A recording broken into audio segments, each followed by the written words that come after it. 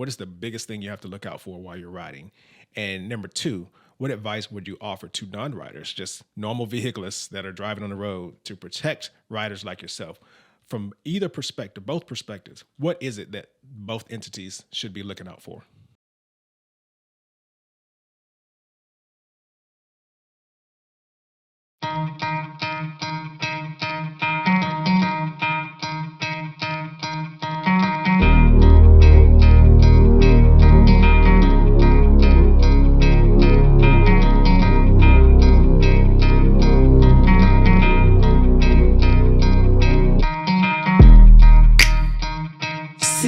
Sensation Nation.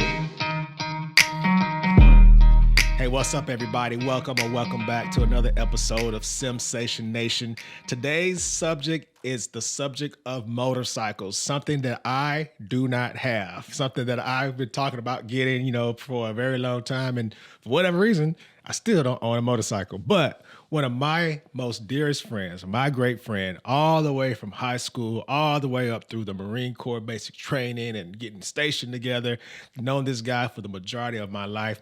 He is a motorcycle extraordinaire, motorcycle professional. He knows all things about motorcycles. He's owned more motorcycles than I've owned underwear. So he's got them, man. If you want to talk about anything with two wheels, four wheels, whatever it may be, he owns them. I wanted to bring up the subject of motorcycles in particular because although I don't own one, it is an interesting topic and an interesting subject for me. And I've kind of been fascinated just by the motorcycles. I go to his house, I ride his ATVs, and I kind of live my life through him as he kind of goes through and travels all over the nation with his motorcycles and all that good stuff. So I know there's going to be a lot of bikers out here that are going to be watching and listening. So this is a perfect opportunity for me to kind of bring this subject to fruition. So without further ado, my close, dear friend, Antonio Kitches. Antonio Kitches, welcome to the show.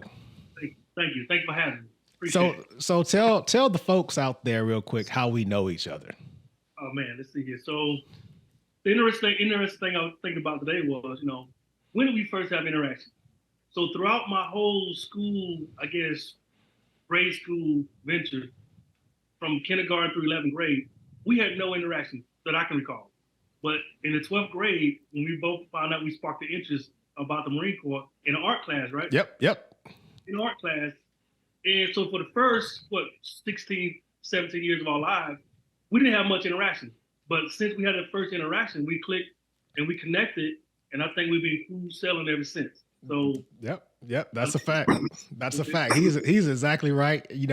I don't think, even though we came from a small town of Thompson, Georgia together, I think population is roughly about 6,000 or something like that right now. You would think at some point paths would have crossed, you would have interacted. The elementary schools are small, the middle schools are small, the high schools are small, but I have no idea why. I guess when you start rolling in different circles, you don't necessarily cross paths with everybody at the same time. But as he stated, 12th grade year in art class of all places, we just kind of bonded. And next thing you know, we started talking about joining the Marine Corps together and learning how to swim together over the summer before basic training and all that good stuff. And next thing you know, we're great friends, waiting for our first paycheck to come through and all this kind of stuff in the Marine Corps and been very tight knit ever since. So let me go ahead and dive right into it, man. I see you got some great gear behind you. I see an ATV. I see a motorcycle. Tell me, how long have you been riding? oh man, so I don't know the exact age. I just know growing up, I would say at least around 8, 9 maybe. I had an uncle and a cousin that had a small 70cc Yamaha a dirt bike. And I was interested in it. And the dirt bike wasn't in great condition. It would run, but it wasn't ideal for someone who don't have any motorcycle or ATV skills to be operating. So I would hop on it without their permission. I think I've sprung everything in my body that can be sprung, but never broken anything on that motorcycle. Oh man. I would sneak out to ride it, and the only evidence they knew that I rode the dirt bike was the fact I had mud all over the back of my shirt. So I would get in trouble a lot for that. And since then, I just had that hunger or that need for excitement and thrill in ATVs or dirt bikes, four-wheeler go-karts, you name it. So that kind of puts where I am today. You know, some ask me, what is it about motorcycles or riding that gets me excited? Mm-hmm. It's a combination of two things, for two different sides of the spectrum. There's a connection, and there's also a disconnection. It kind of disconnects me from whatever my daily duties or whatever I'm doing for the day. Not saying I'll have a bad day, but it kind of disconnects me from a normal, typical work day. And the connection part would be I connect with nature just riding, feeling the breeze, have the good music going on while I'm riding. And it's just a connection with the bike, the road, and the natural environment that can't be matched, in my opinion. So it's a combination of both worlds. The I like disconnect, that. at the same time connect with self, nature, and road, and I like it. try to avoid crazy drivers. We're gonna touch on that in just a little bit about the crazy drivers, whether it be the person on the bike or the person that's trying to avoid the person on the bike. So let me ask you, what kind of bike do you own now? So this bike I currently have now is Ultra Glide Limited. If you would have asked me about 4 years ago what type of bike this is, I would say this is an old man's bike, old Mm-hmm. person, grandfather, grandma ride type bike. Until I rode one for the first time, I was hooked. I love it. So like I said, it's comfortable. And sometimes when I take long rides or what I consider a decent ride, like to Ohio or Atlanta or our hometown Thompson, people think I have it in the trailer and I trail it down and hop on my bike when I get home. No, I ride it those distances. And some ask, okay, is it comfortable? Well, if you think about it, I'm sitting just as comfortable I am in the chair, in this chair, arms up, nice breeze. It's a connection. So it's a comfortable ride, believe it or not. Dang. And I'm telling you, if you get that bug,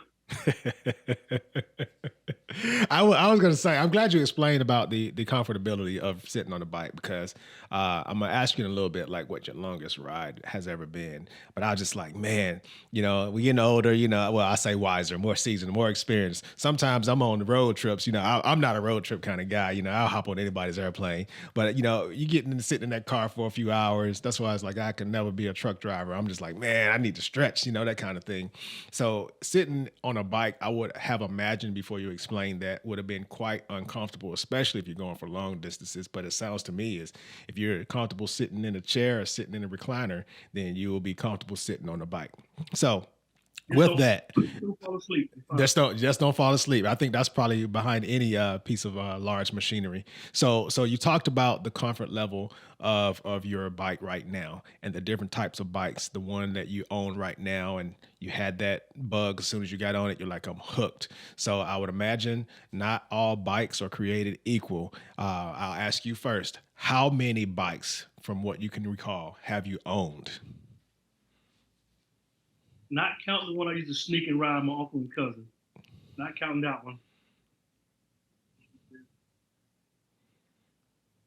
Six.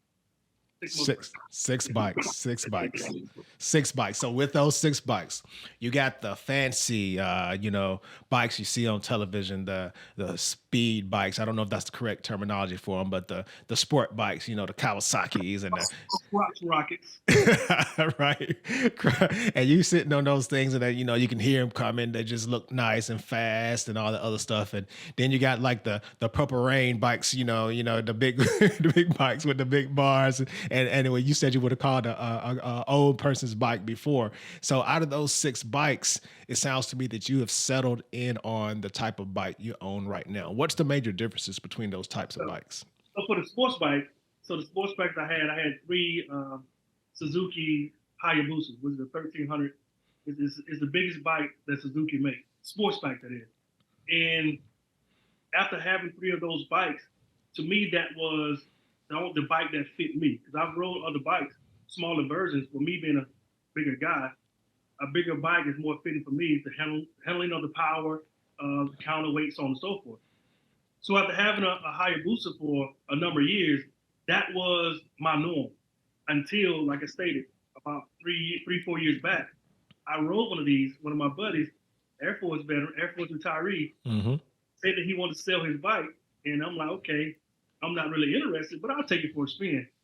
It was a world of difference. And the difference was on the sports bike, you're kind of in tight, you leaned over, you kind of in a almost modified prone position or fetal position. But on these bikes, you like I said, you're sitting as if you're sitting in a regular chair in a comfort position. You can adjust the handlebars to where you're liking it or comfortability.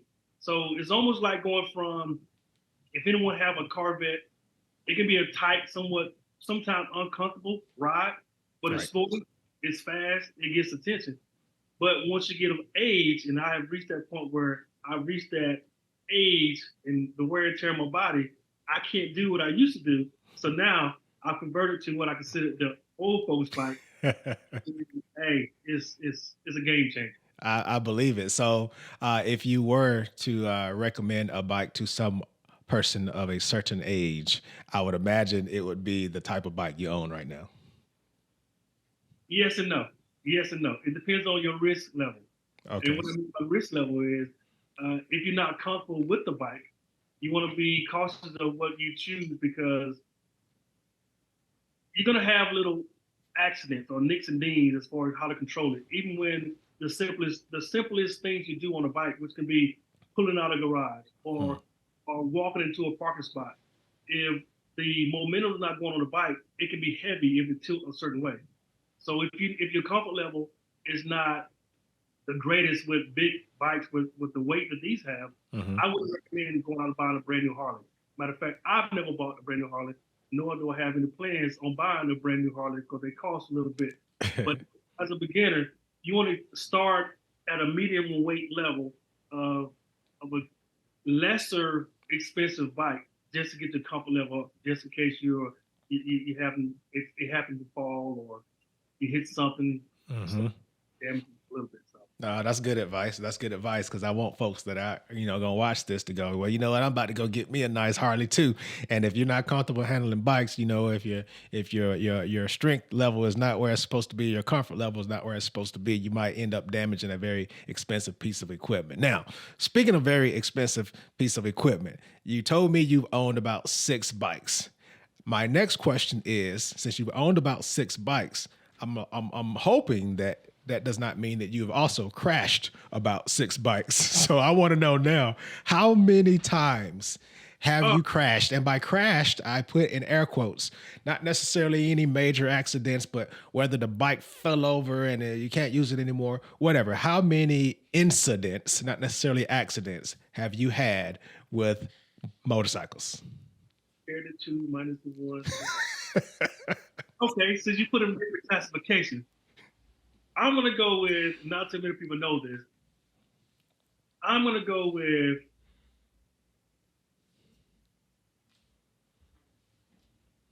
4. I'm gonna go with 4. I'm gonna go with 4. And the most ironic one, but I wouldn't say ironic. But my first one was that everyone says, two types of riders. The ones that's been down, the one that's gonna go down. Got it. I know people that never been down. You know, but I was in New York. I was stationed in New York at the time, and all of the service. I was a recruiter, and all the service recruiters was in a central location. Found out one of the army guys ride bikes, and we started talking about bikes. And next thing you know, Air Force guys, Navy guys, oh, everybody got bikes. Oh, let me take a trip to Georgia and bring me one back up here. So we out riding. Our very first ride, and being that they didn't know me as far as my riding, my skill level, they wanted me up front just behind the guy in charge. Mm. One, I was number 2, just to keep me up so I didn't lag behind doing the thing. So here we go. We had a park, beautiful day. I think it was like a festival or music concert, crowds everywhere. So I've never ridden in before. I've never been to an atmosphere like this. So now I'm like, oh man, this is what it's all about. So as we're revving our engines to go forward, we're staggered. So he is to my right, to my left, forward to my left. So as I'm looking around, revving our engine, and I kind of briefly look straight, and I just see him in position he would normally be. I'm assuming he's going forward, going ahead. But as I go to shift and go forward and put it into the gas, he's making a right hand turn. Mm. I'm going straight. Oh man. He's on him. He and I are sliding down the street on our bikes. And all I can Ah. think about is, oh my God, my first ride with these guys, and I've crashed into the leader. Oh, This is not going to go well. But he's a great guy. We got over it. We still rode together, but that was my first accident, and not too many people know about that. mm, Um, in New York, because of the drivers, because of the road conditions, I found myself in a number of occasions to where it was safer for me to lay the bike down safely and do a combat roll, if you will, to get out of harm's way than to crash or hit another driver who's not really paying attention, like double parked cars or someone running a red light or stop sign. So I did that a couple of times for safety purposes. So I think that all the crashes I had. okay. Let me ask you. You bring about a couple of questions that are I think are semi interesting to me, and so something that you just brought up, which might be a good piece of education for myself and anyone watching. Is there a certain positioning when you're riding with other riders and then you're with your group of fellow riders? You know, is it supposed to be like the most senior person who the most experienced person is the lead up front, kind of like when you see geese flying or whatever, right? You got the lead goose, in the formation, and then it's like, is it the most junior people are supposed to kind of like follow suit? How does that work? Well, everybody, every organization, or some club affiliated riding crews, they have certain stipulations, certain rules and regulations. So, excuse me. I myself, I've never been a part of a bike club or official organization. Reason being, it's like due to my personality, due to the networking that I have or always had, I've always been cool with different organizations or clubs or affiliations, and I never wanted to kind of limit myself to what I can do when it comes to my recreational, my personal time. So I found it not to be to my advantage to join any club or organization. Now, with that being said, I've been invited multiple times to ride along or participate in bike blessings or bike washes or just a good ride with certain members of club or club. Um, and it varies. Everybody has different rules and stipulations, so on and so forth. So, yeah, I mean, if that answers your question. It But does. It yeah, absolutely does. It absolutely does. And I'm going to talk about, joining the bike clubs and things like that too. But, I heard you mention before that you have never bought a brand new Harley. I kind of have this thing where like, I don't like buying brand spanking new cars because I'm like, I drive them off the lot. They already lose value. I like to have a pre-owned car, something like that, and walk away with the satisfaction of knowing I got a good deal, whatever it may be. What is the most, if you can say, because I know that, there's going to be some eyes and ears on this thing. What is the most you've ever paid for a bike? so I've purchased two brand new bikes, two sports bikes, and those sports bikes, one was like considered a limited edition. Those bikes brand new, in last one I bought was 2006. Those bikes brand new was about half the price of the 2015 Harley that I have now. That's 8 years old. So it's a big significance in the price difference. So Hmm. on average, those bikes then was about between nine and $11,000, Okay. depending on what type of Harley. And this is only Harley Davidson. Depends on the style and how outfitted. You're looking at upwards of 35 to almost $40,000 for a brand new Harley bike. Depends on what style and how it's outfitted with your unique equipment or features. So Hmm. it can range from a good use from mid 20s to new between 30 and $40,000. Okay. Okay. Somebody just starting out, though, I would imagine the advice would be not to spend too many of your coins on a bike if you're not that experienced, right? I may have one for sale here in a couple of years, so we got on a little bit because I kind of told a little feel about my last accident, Uh-huh.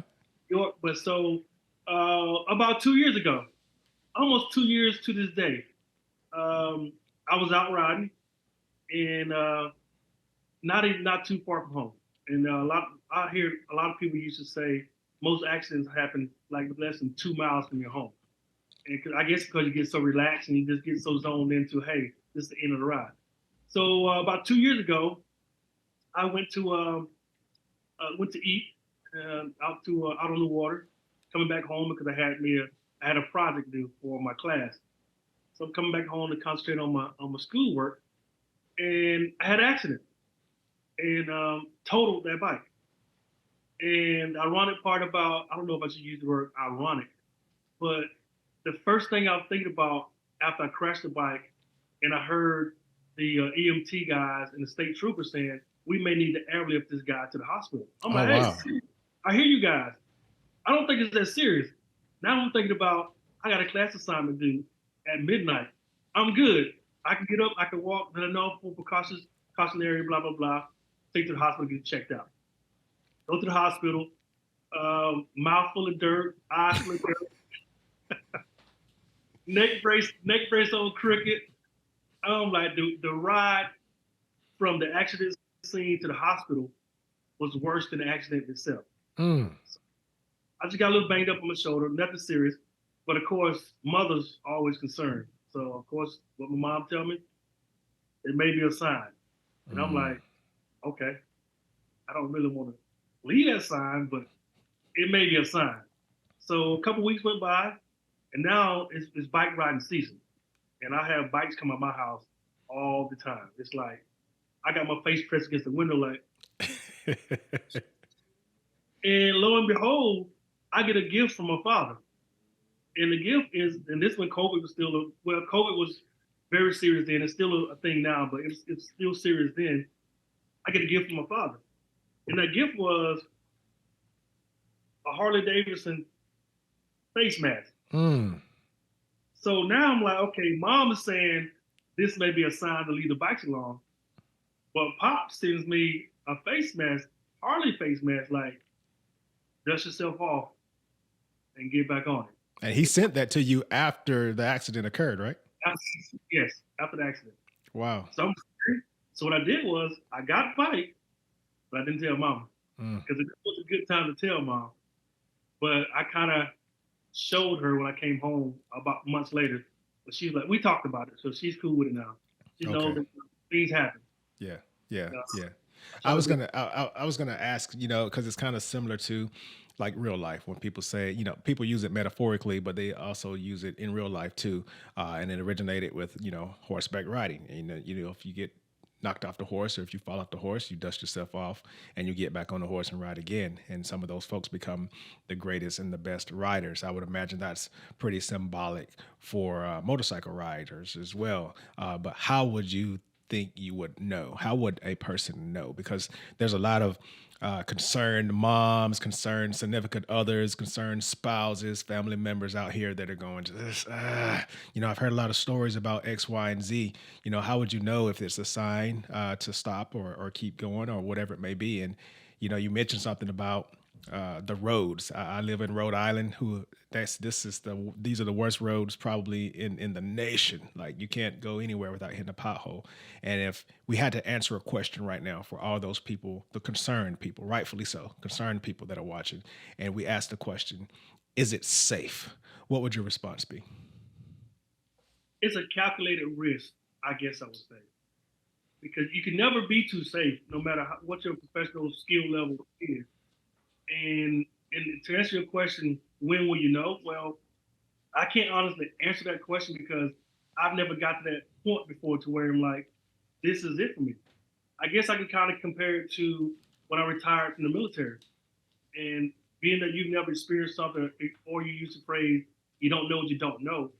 And I was to the point where after 20, I'm like, I'm loving this.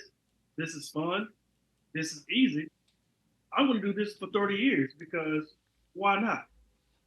But then it got to the point where I started taking things into consideration. And I'm like, this is it for me.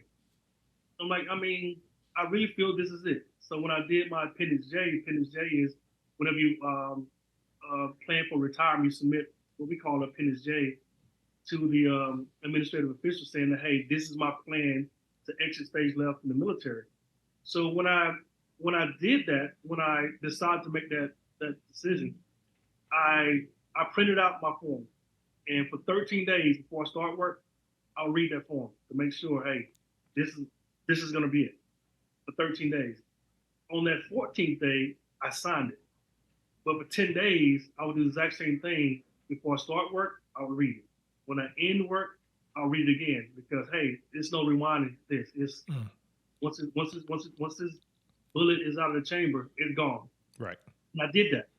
And I felt comfortable about it because the reason why I decided to retire was reason that I had considered. It wasn't a knee-jerk reaction. I guess I can kind of fast forward that to bike riders. I was just talking to a former coworker who has a Harley, and he made, I wouldn't say a promise, but he gave somebody a word that because of something he experienced before with some friends, that he's done riding. And a nice bike, he will not sell it, but he's like, you know when you know. I haven't got to that point yet, but I guess I can kind of relate it to when I retired. It got to the point where, you know what, I think I'm fine at this point here. And we make that decision, and you'll be able to make that decision rather than you being put in a uncomfortable situation to where you physically can't make the decision for yourself. I see. No, that's a really good way to put it. As you explained it, it's not an easy decision, but you'll know. I could think inherently you'll know, and the only person that will know is that person when it boils down to it. And if you have in your mind the reasons to either continue writing, start writing, stop writing, whatever it may be, only that individual can truly know that.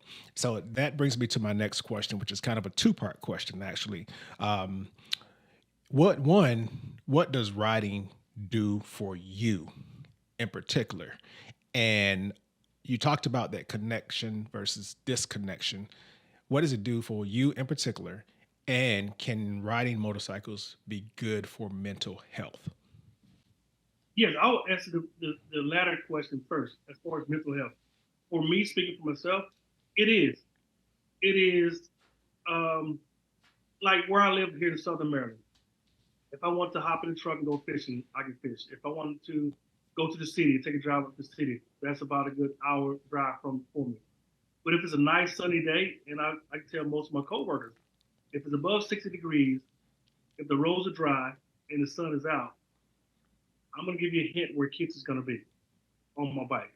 And I don't know if I should be saying this on this platform, but I've done a number of briefs, conference calls, and meetings while on my bike. I mean, in a comfortable environment to me, hands free, headset that has background noise cancellation and whatnot, and they I have clarity as if I'm sitting home in the comfort of my home or home office having that meeting. So it puts me in a relaxed state. That to me is a natural comfort for me. Multitasking, riding, downshifting, upshifting, seeing cows and horses to the side, to the left and the right, uh, seeing kids to the side. And sometimes kids will do like the trucker, like bonk bonk. I'm like, okay, I don't have an 1800, but I love. So to me, that's refreshing to me as far as my mental health, physical health, because hey, I mean, to me, this becomes a good posture. And ironically speaking, when I was going through physical therapy after my accident about 2 years ago, and I was doing training for my shoulders, and my therapist would ask me, okay, could you please sit up? And I would sit up, could you hold your arms in a position to where it's most comfortable for you? And this was the position. Mm. And not thinking about me being a rider, she was like, do you ride bikes? I'm like, yes. And she was like, okay, that you back to your comfort level. Wow. No discomfort or anything like that. So to me, that's what it means to me. And it's just connected to the moment, but disconnected from anything outside of the moment prior to riding, or what are you going to get into after the ride. So I like it. I like it. And so while riding bikes or motorcycles is something that puts you in your comfort zone, and it sounds like it can be good for you from a physical health perspective and a mental health perspective. Very similarly, if someone is into something else, whatever that something else may be, they have to find that comfort zone that can help them mentally and physically. So the message I take from what you just said is find things that you can do to make you happy, make you feel comfortable, put you in your comfort zone, and essentially you will be strengthened mentally and physically as time goes on. Now, I want to transition to riding one more time. One, what is the longest ride you've ever taken?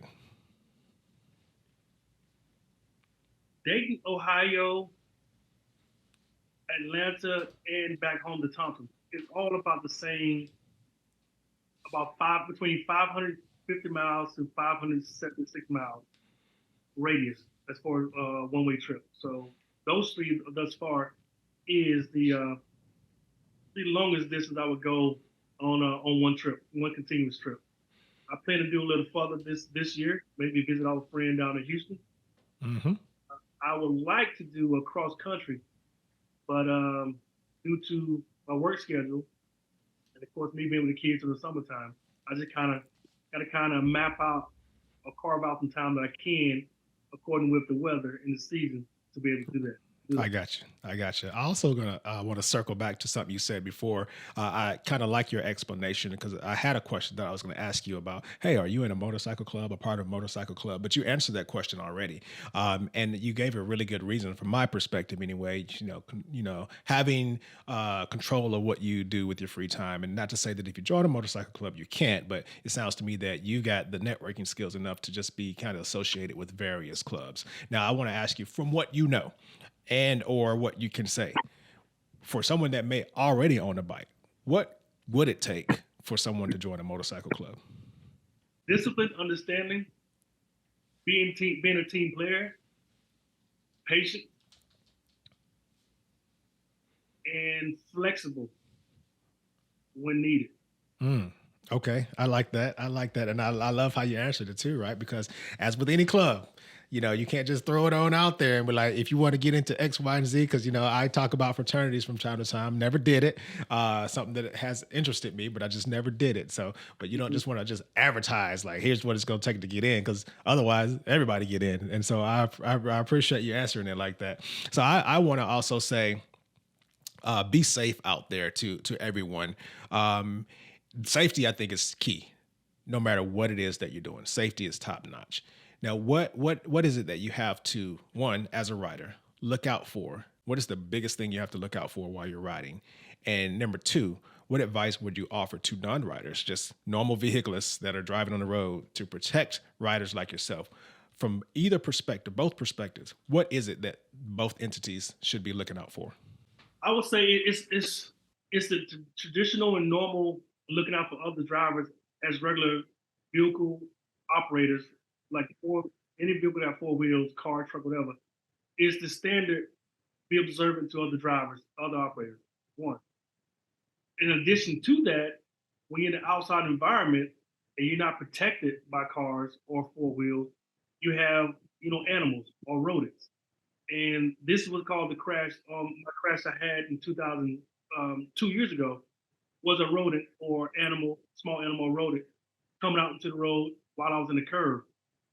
Uh, that is an added feature to where, in a car, and this is one thing I'll teach my daughter when she first started driving is if a dog, cat, or small animal runs out into the road, think about if you swerve to miss it, you can put yourself in more danger.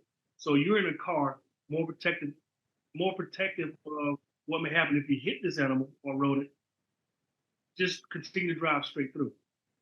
On a motorcycle, it can be a little different because on two wheels, if there's a deer or a dog or whatever, it depends on the angle how it hits the front tire or whatever.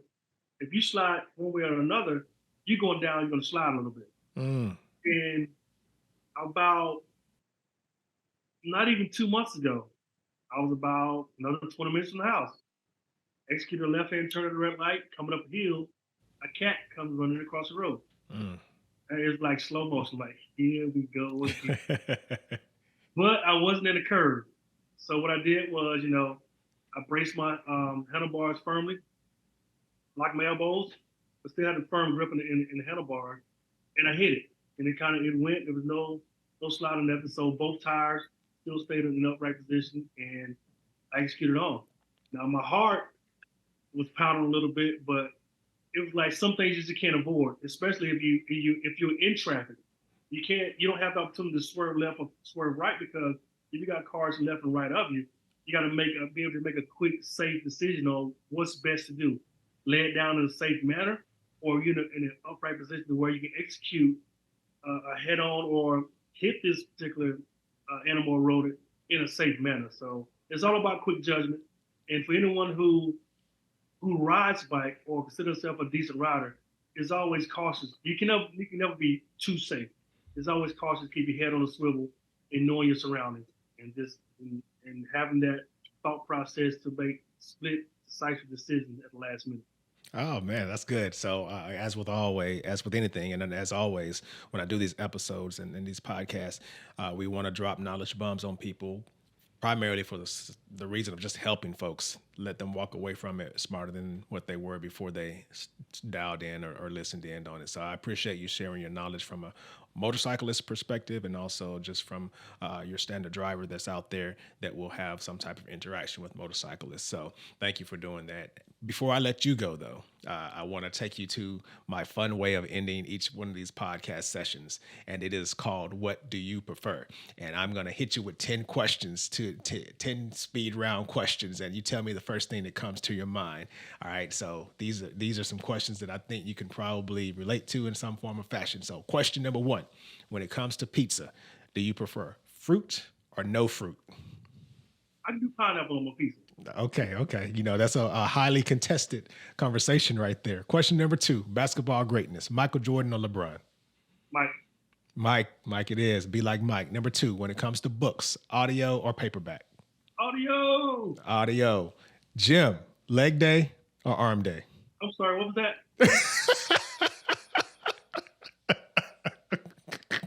Or none of the above? That stuff hurts. Well, I know you got to choose one of the above on this next question. Question number 5, your libations. Do you prefer a strong cocktail or a glass of wine? You said wine or water?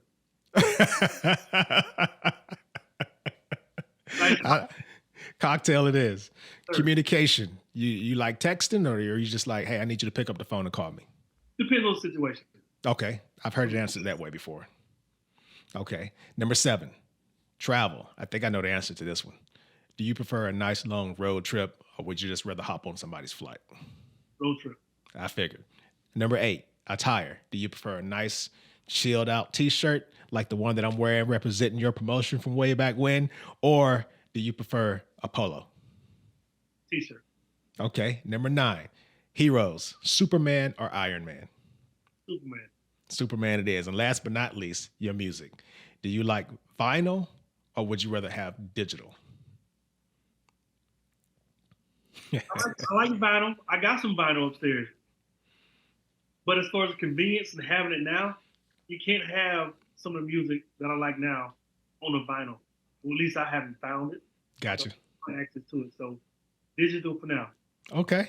Awesome. I appreciate you blasting through that speed round. It's been an absolute pleasure having you on, number 1, as my friend, but number 2, as a motorcyclist, and just sharing some information that's going to be a help to all the listeners out there, whether they're watching or listening or whatever it may be. So my good friend, Antonio Kitchens, Master Sergeant, retired United States Marine Corps, and my battle buddy for life. I appreciate you for coming on. I love the t-shirt. Absolutely. I love it, brother. I appreciate that. Thank you so much, folks. And until next time, I'm out.